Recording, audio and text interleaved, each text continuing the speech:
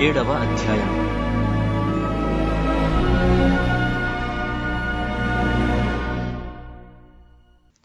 రాజులను సంహారము చేసి తిరిగి వచ్చుచున్న అబ్రాహామును ఎవడు కలుసుకొని అతనిని ఆశీర్వదించెనో, ఎవనికి అబ్రాహాము అన్నిటిలో 10వ వంతు ఇచ్చెనో, ఆ షాలేము రాజును మహోన్నతుడగు దేవుని యాజకుడునైన మెల్కీసెదెకు నిరంతరము యాజకుడుగా ఉన్నాడు.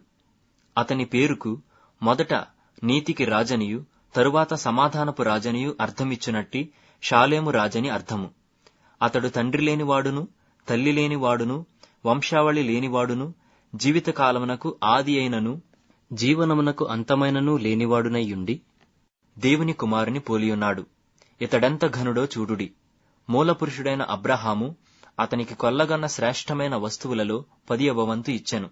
మరియు లేవి కుమారులలో నుండి యాజకత్వం పొందువారు తమ సహోదరులు అబ్రాహాము గర్భవాసము నుండి పుట్టినను ధర్మశాస్త్రము చెప్పున వారి యొద్ద అనగా ప్రజల యొద్ద 10వ వంతును పుచ్చుకొనుటకు ఆజ్ఞను పొందియున్నారు గాని వారితో సంబంధించిన వంశావళి లేనివాడైన మెల్కీసెదెకు అబ్రాహామునొద్ద 10వ వంతు పుచ్చుకొని వాగ్దానములను పొందిన వారిని ఆశీర్వదించెను. తక్కువవాడు ఎక్కువ వాని చేత ఆశీర్వదింపబడునన్న మాట కేవలము నిరాక్షేపమై ఉన్నది. మరియు లేవి క్రమము చూడగా చావునకు లోనైన వారు 10వ వంతులను పుచ్చుకొనుచున్నారు. అయితే ఈ క్రమము చూడగా జీవించుచున్నాడని సాక్ష్యము పొందినవాడు పుచ్చుకొనుచున్నాడు. అంతేకాక ఒక విధమున చెప్పిన ఎడల 10వ వంతులను పుచ్చుకొని లేవియు అబ్రాహాము ద్వారా దశమాంశములను ఇచ్చెను. ఎలాగనగా మెల్కీసెదెకు అతని పితరిని కలుసుకొనినప్పుడు లేవి తన పితరిని గర్భములో ఉండెను. ఆ లేవీయులు యాజకులై ఉండగా ప్రజలకు ధర్మశాస్త్రం ఇయ్యబడును గనుక ఆ యాజకుల వలన సంపూర్ణ సిద్ధి కలిగిన ఎడల అహరోను క్రమములో చేరిన వాడని చెప్పబడక మెల్కీసెదెకు క్రమము చొప్పున వేరొక యాజకుడు రావలసిన అవసరమేమి? ఇదియుగాక యాజకులు మార్చబడిన ఎడల అవశ్యముగా యాజక ధర్మము సహా మార్చబడును.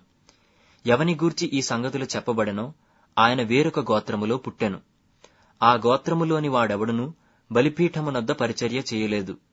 మన ప్రభువు యోదా సంతానమందు జన్మించెననుట స్పష్టమే.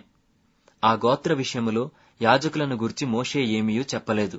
మరియు శరీరానుసారముగా నెరవేర్చబడు ఆజ్ఞగల ధర్మశాస్త్రమును బట్టి కాక నాశనము లేని జీవమునకున్న శక్తిని బట్టి నియమింపబడి మెల్కీసెదెకును పోలిన వాడైన వేరొక యాజకుడు వచ్చియున్నాడు. కావున మేము చెప్పిన సంగతి మరింత విషదమై ఉన్నది.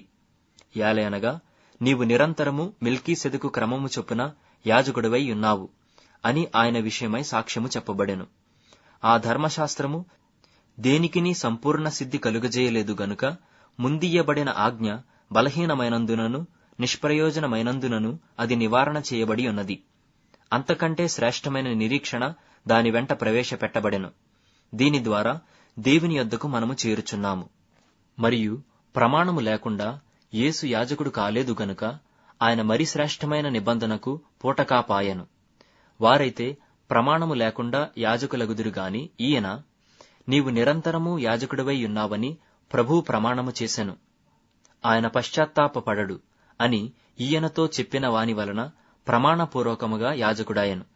మరియు ఆ యాజకులు మరణము పొందుట చేత ఎల్లప్పుడూ ఉండసాధ్యము కానందున అనేకులైరిగాని ఈయన నిరంతరము ఉన్నవాడు గనుక మార్పులేని యాజకత్వము కలిగిన వాడాయెను.